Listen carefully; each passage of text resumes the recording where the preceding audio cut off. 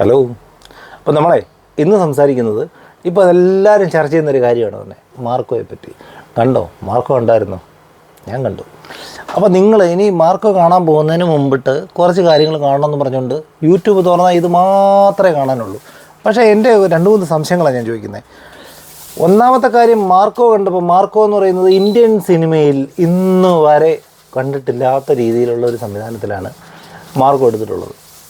അപ്പോൾ ഇന്ത്യൻ സിനിമയിലെന്ന് പറയുന്നത് ഞാൻ ഇതുമാതിരി വയലൻസ് എന്ന് പറഞ്ഞാൽ വയലൻസ് നിങ്ങൾ കാണാൻ പോകുന്നത്, ഞാൻ ചോദിക്കട്ടെ, നിങ്ങൾ അടിച്ചു പൊളിക്കാനോ മാലരമയോ മായാവിയോ ഒക്കെ കാണാൻ പോകുകയാണെങ്കിൽ ഈ സിനിമ കാണാൻ പോകേണ്ട കാര്യമൊന്നുമില്ല.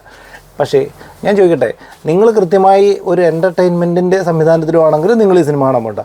പക്ഷേ നിങ്ങൾ സിനിമ എന്താണെന്ന് അറിയാൻ വേണ്ടി, നിങ്ങൾ സിനിമയുടെ ഒരു ഇൻഫ്രാസ്ട്രക്ചറിൽ പോകുന്നതിനെക്കാട്ടി കൂടുതൽ ഒരു സിനിമ ഞാൻ എക്സ്പീരിയൻസ് ചെയ്യാൻ പോകുന്നൊരു സിനിമ എന്ന രീതിയിൽ നിങ്ങളൊരു സിനിമയ്ക്ക് പോകുകയാണെങ്കിൽ തീർച്ചയായിട്ടും നിങ്ങൾ പോകണം. പിന്നെ രണ്ടാമത്തെ ഒരു കാര്യം പറയട്ടെ, ഇവിടെ കുറേ ആൾക്കാർ പറഞ്ഞിട്ടുള്ളത്, ഞാനിപ്പോൾ ഇതിൻ്റെ റിവ്യൂ പറയുന്നതിന് മുമ്പ് ഞാൻ കുറച്ച് കാര്യങ്ങൾ പറയാം. ഇവിടെ ജാഫർ ഇടുക്കി പറഞ്ഞായിരുന്നു മാർക്കോ കീർക്കോ എന്നൊക്കെ പറഞ്ഞു.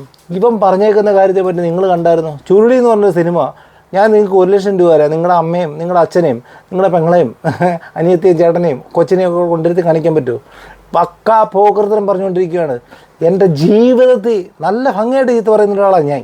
എൻ്റെ ജീവിതത്തിൽ കേട്ടിട്ടില്ലാത്ത ചീത്തയാണ് ഇവൻ പറഞ്ഞേക്കുന്നത്. അടുത്ത വേറൊരുത്തം പറഞ്ഞേക്കുന്നത് മറ്റേ അവൻ്റെ പേരെന്തോ ഇല്ല കോമഡിയൊക്കെ കാണിച്ചുകൊണ്ട് വന്നൊരു ഒരുത്തനുണ്ടല്ലോ, അവൻ്റെ പേരെന്തോ ഇല്ല ഈ വെഞ്ഞാറോടുള്ള ഉടായ്പും പരിപാടിയൊക്കെ കാണിച്ചുകൊണ്ട് വന്നവനെ, അവൻ്റെ പേരെന്തോ ഇല്ല ഉടായ്പ തല്ലിപ്പൊളി പരിപാടിയൊക്കെ കാണിച്ചുകൊണ്ട് വന്ന ഒരുത്തനുണ്ടല്ലോ, എന്തോ അവൻ്റെ പേര്, സുരാജ് എന്ന് പറയുന്ന ഒരു തേങ്ങ. ഇവൻ വന്ന് പറയുവാണ് ഇതൊന്നും അങ്ങനെയൊന്നും ചെയ്യാൻ പാടില്ല. ഇവനെന്തും ഇതിനെയാണ് നമ്മുടെ നാട്ടിൽ മലയാളത്തിൽ കൊതിക്കറിവ് എന്ന് പറയും. എന്ന് വെച്ചാൽ എനിക്കിത് കിട്ടിയില്ല. ഇവനെയൊക്കെ ഇതിൻ്റെയൊക്കെ സൈഡിൽ നിർത്തിയിരുന്നെങ്കിൽ ഇവനൊക്കെ എമ്മാതിരി പറഞ്ഞെന്നറിയോ. ഇത് ഭയങ്കര സംഭവം. പടം എന്ന നിലയ്ക്ക് ഇതിനകത്ത് ആൾക്കാർക്ക് നമ്മളെ തേക്കാൻ പറ്റുന്ന, അല്ലെന്നുണ്ടെങ്കിൽ ഈ സിനിമയെ തേക്കാൻ പറ്റുന്ന ഒരു കാര്യം എന്ന് പറയുന്നത് അത് വളരെ മോശപ്പെട്ടൊരു കാര്യം. കാരണം ഉണ്ണിമുന്തനെ പോലെ ഒരു നമ്മളെ മോട്ടിവേറ്റ് ചെയ്യിപ്പിക്കാൻ പറ്റുന്ന, അല്ലെന്നുണ്ടെങ്കിൽ ഹെൽത്തിനെ ഒരു ടീനേജിനെ അല്ലെ യൂത്തിനെ മുഴുവനും മോട്ടിവേറ്റ് എക്സോസ്റ്റ് ചെയ്യിപ്പിക്കാൻ പറ്റുന്ന ഇത് ഉണ്ണിമുഖത്തനെ എന്തെങ്കിലും ഇത് കാണുകയോ കേൾക്കുകയോ ചെയ്യണമെങ്കിൽ അയാൾ മനസ്സിലാക്കേണ്ട ഒരു കാര്യമുണ്ട്. ഓരോ സീനിലും അയാൾ ചെയ്യുന്ന ഓരോ കാര്യത്തിലും അയാൾ ഒരു ലൈറ്റർ ഓരോ സിഗരറ്റ് വെച്ച് ഇങ്ങനെ കത്തിച്ച് വെക്കുന്നത് അത് തീർച്ചയായിട്ടും ഒരു ശരിയായ നടപടിയല്ല. ആ പടം മുഴുവനും ഞാൻ പറഞ്ഞല്ലോ അതിനെ 100% ഞങ്ങൾ അംഗീകരിക്കുന്നു. ആ 100% കൃത്യമായ രീതിയിൽ ഞങ്ങൾ ഇതെല്ലാ കാര്യങ്ങളും ഞങ്ങൾ അംഗീകരിക്കുന്നു. പക്ഷേ അത് മാത്രം ഉണ്ണിമുഖൻ അത് ഒരു പക്ഷേ ഡയറക്ടറുടെ ഒരു അഭിപ്രായത്തിൻ്റെ പുറത്തത് ചെയ്തതായിരിക്കാം. പക്ഷേ അത് തീർച്ചയായിട്ടും അത് ശരിയല്ല. അതൊഴിച്ചാൽ ഈ പറഞ്ഞല്ലോ ഇതൊരു ഹോളിവുഡ് എന്നല്ല പറയുന്നത്, ഇതൊരു യൂണിവേഴ്സൽ ഫുഡ് പടമാണ്. പിന്നെ വേറൊരു കാര്യം ഞാൻ ചോദിച്ചോട്ടെ, ലാലേട്ടൻ എൻ്റെ ഏറ്റവും അടുത്ത ഒരു എന്താ പറയുക, ഏറ്റവും അടുത്തെന്നല്ല പേഴ്സണൽ ബന്ധങ്ങൾ പോട്ടെ, ലാലേട്ടനുമായിട്ടുള്ള പേഴ്സണൽ ബന്ധങ്ങളല്ല ഞാൻ പറയുന്നത്. ലാലേട്ടനെ എൻ്റെ ഒരു എന്താ പറയുന്നത് ദൈവത്തെ പോലെ മമ്മൂക്ക ഇവരൊക്കെ പറയുന്നത് ഇതെല്ലാം പോട്ടെ. അടുത്ത് ധനുഷ് ഒരു വന്ന് കൈ ഇങ്ങനെ കാണിച്ചിട്ട് എടുത്തറിയോ ഒരു കാളവണ്ടി എടുത്ത് ഇങ്ങനെ അടിക്കുകയാണ്, 100 പേരെയൊക്കെ അടിക്കുക. ഈ പണി ചെയ്യാൻ അറിയാവുന്നവൻ ഈ പിള്ളേർ എന്തുകൊണ്ടാണ് ഇത് ഏറ്റെടുത്തതെന്ന് അറിയാമോ? ഈ പിള്ളേർ ഈ പണി ഏറ്റെടുത്തത് പണി ചെയ്ത് സാധനം ഉണ്ടാക്കിയെടുത്തൊരുത്തനാണ് അവൻ. ഈ സാധനം വെറുതെ ചുമ്മാതെ തമാശയ്ക്ക് ഉണ്ടാക്കിയെടുക്കാൻ വേണ്ടിയിട്ട് ഞാൻ ഉണ്ടാക്കിയെടുത്തത് 1.5 മാസം കിടന്ന് കരഞ്ഞ് വിളിച്ചാണ് ഞാനിത് ഉണ്ടാക്കിയെടുത്തത്. ഇത് ഉണ്ടാക്കിയെടുത്തൊരുത്തനാണ് ഉണ്ണിമുകുന്ദൻ. പിന്നെ ഉണ്ണിമുകുന്ദനോട് ചോദിച്ചിട്ടുള്ളവന്മാരെല്ലാവരും കൂടെ ചേർന്ന് ഇതങ്ങോട്ട് ചൊറിഞ്ഞോട്ടെ, കുഴപ്പമൊന്നുമില്ല. പിന്നെ തൊട്ടിട്ടുള്ളതെല്ലാം പോന്ന ഇതിനകത്ത് എല്ലാവർക്കും അറിയാം. നമ്മളെല്ലാവരും മൂവി കാണുന്നവരാണ്. ഫസ്റ്റ് ഡേ പോയി കണ്ടപ്പോഴേ എനിക്ക് മനസ്സിലായി ഇത് 50 കോടി 100 കോടി നിൽക്കുന്ന ഒരു പരിപാടിയൊന്നും അല്ലെന്ന്. പിന്നെ ഒരു കാര്യം പറഞ്ഞോട്ടെ, ഇത് ഈ ആൾക്കാർ പറയുന്നതിൻ്റെ കൂട്ട് ചില പ്രശ്നങ്ങളുണ്ട്, ഇല്ലെന്ന് ഞാൻ പറയുന്നില്ല. അടിപിടി അക്രമം ഉണ്ടാക്കുന്നുണ്ട്, വഴക്കുണ്ടാക്കുന്നുണ്ട്, വലിയ ഉണ്ടാക്കുന്നുണ്ട്, ഇതിനകത്തെല്ലാം കുഴപ്പമുണ്ട്, ഇല്ലെന്ന് ഞാൻ പറയുന്നില്ല. പക്ഷേ ഒരു പടം എങ്ങനെയാണ് എടുക്കേണ്ടത്, ഇന്ത്യൻ സിനിമ കൾച്ചറിൻ്റെ സെനാരിയോ ഇതൊന്നുമല്ലാതെ ഒരു ഹോളിവുഡ് സിനിമയ്ക്ക് എങ്ങനെ എടുക്കാൻ പറ്റുമെന്ന് ഞാൻ റിയാലിറ്റിയിൽ പറയുകയാണ്. ഇമാതിരി ഒരു പടം ഞാൻ പിന്നെ കണ്ടിട്ടുള്ളത് ഒരു 20 വർഷങ്ങൾക്ക് മുമ്പാണ് ഞാൻ ഇങ്ങനൊരു സിനിമ കണ്ടിട്ടുള്ളത്. ആ cinema brain dead, evil dead എന്നൊക്കെ പറയുന്ന സിനിമയാണ്. അതിനെയൊക്കെ കവച്ച് വെക്കുന്ന രീതിയിലുള്ള സിനിമയാണ്. പിന്നെ ഞാൻ പറഞ്ഞല്ലോ നിങ്ങൾ ഫാമിലിയായിട്ട് പോയി കാണണോ എന്ന് ചോദിച്ചു കഴിഞ്ഞാൽ എനിക്ക് അങ്ങനെ ഒരു അഭിപ്രായമൊന്നും പറയാൻ പറ്റുന്നില്ല. നിങ്ങളെന്ത് പറയുന്നത്, നിങ്ങൾ കാണാൻ പോകുന്നത് സിനിമയാണ്, നിങ്ങൾക്ക് കൃത്യമായിട്ട് അറിയാം. പിന്നെ അതിനകത്ത് ഒരാളെ കൊലപ്പെടുത്തുന്നു.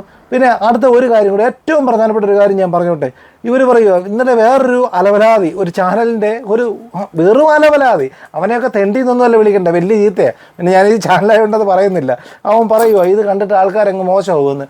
ഞാൻ ചോദിക്കട്ടെ, കഴിഞ്ഞ ഒരു 10-25 കൊല്ലത്തിന് മുമ്പ് മഹാഭാരതം എന്ന് പറയുന്ന ഒരു സംഭവം ഉണ്ടായിരുന്നു. ഇത് കണ്ടിട്ട് എല്ലാവരും നന്നായിരുന്നു.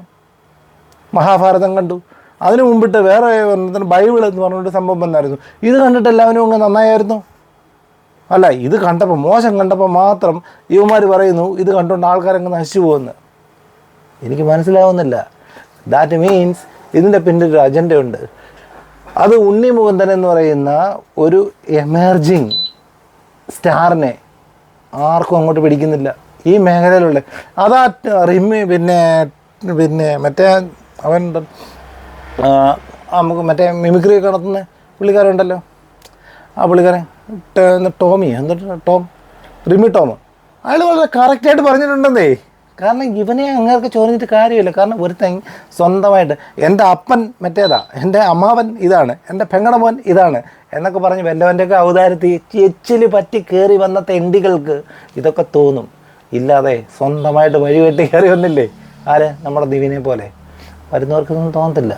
അപ്പോൾ അതുകൊണ്ട് ഞാൻ പറയുന്നത്, ഈ സിനിമ കാണുന്നതിന്, ഇപ്പോൾ ഈ സിനിമ എന്ന് പറയുന്നത് നമ്പർ 1 എന്നൊന്നും ഞാൻ പറയുന്നില്ല. പക്ഷേ ഈ പറഞ്ഞ സിനിമ എൻ്റെ അഭിപ്രായത്തിൽ ഇന്ത്യൻ സിനിമയിൽ ഞാൻ ചോദിക്കട്ടെ, KGF തുടങ്ങുന്നത് പോലെ ഒടുക്കം വരെ നിങ്ങൾക്ക് എനിക്ക് മനസ്സിലായത് ചെവിയിൽ പടപടാന്നൊരു സൗണ്ട് മാത്രമേ ഞാൻ കേട്ടു. സൗത്ത് ഇന്ത്യൻ ഒരു സിനിമയിൽ കേരളത്തിലെ ഏറ്റവും നമ്പർ 1 അവൻ പണി ചെയ്തിട്ടുണ്ടാക്കിയതാന്നേ. ചുമ്മാ ഇങ്ങനെ കാള വണ്ടി എടുത്ത് 100 പേരെ അടിക്കുക അങ്ങനെ ചെയ്യുന്നില്ല.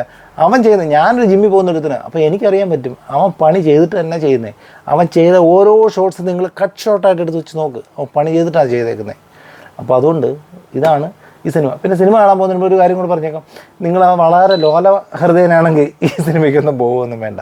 പിന്നെ ആൾക്കാർ പറഞ്ഞ് കൂട്ടുന്നതിൻ്റെ കൂട്ട് ഈ സിനിമയുടെ പ്രയോറിറ്റി കുറയ്ക്കാൻ വേണ്ടി ഇങ്ങനെ കുറേ ആൾക്കാർ പറയും ഈ സിനിമയ്ക്ക് പോകല്ലേന്ന്. ഞാൻ ചോദിക്കട്ടെ, ആരാണ് പറയാത്തത്? കഴുത്ത് കണ്ടിക്കുന്നത് കാണിക്കുന്നുണ്ടോ? അവിടെ കഴുത്ത് കണ്ടിക്കുന്നത് കാണിച്ചിട്ടുണ്ടോ? ഒന്നും കാണിച്ചിട്ടില്ല. പിന്നെ ഒരു സിലിണ്ടർ എടുത്തൊരു കൊച്ചിനെ ഇടിച്ച് കൊല്ലുന്നതാണ്, ഇത് കാണിച്ചായിരുന്നോ? സിലിണ്ടർ എടുത്ത് ഇടിച്ച് കൊന്നിട്ട് ആ കൊച്ചിൻ്റെ ഫീലിങ്സ് വല്ലതും കാണിച്ചായിരുന്നോ? ഒന്നുമില്ലല്ലോ. ഒന്നും അല്ലെന്നേ. അപ്പോൾ ഞാൻ പറഞ്ഞു വന്ന ഇത്രയേ ഉള്ളൂ. ഇതൊക്കെ ഒരു ഒരു അഡ്ജസ്റ്റ്മെൻറ്റിൻ്റെ ഭാഗമായിട്ട്, അല്ലെന്നുണ്ടെങ്കിൽ ഒരു കോക്കസിൻ്റെ ഭാഗമായിട്ടാണ് ഇത് നടക്കുന്നത്. സിനിമ മോശമൊന്നുമല്ല, സിനിമ ഭയങ്കര സംഭവം എന്ന് പറയുന്നില്ല. പക്ഷേ ഇന്ത്യൻ സിനിമയിൽ വയലൻസിൻ്റെ എക്സ്ട്രീം ഇതുപോലൊരു പടം ഇനി ഇറങ്ങാൻ പോകുന്നില്ല. പിന്നെ ബാക്കി ആൾക്കാർക്ക് ഞാൻ പറയുന്നത് തെറ്റാണെങ്കിൽ താഴെ ഒന്ന് കേട്ടോ. ഓക്കെ, എന്നാൽ അടുത്ത വരെയും കാണാം.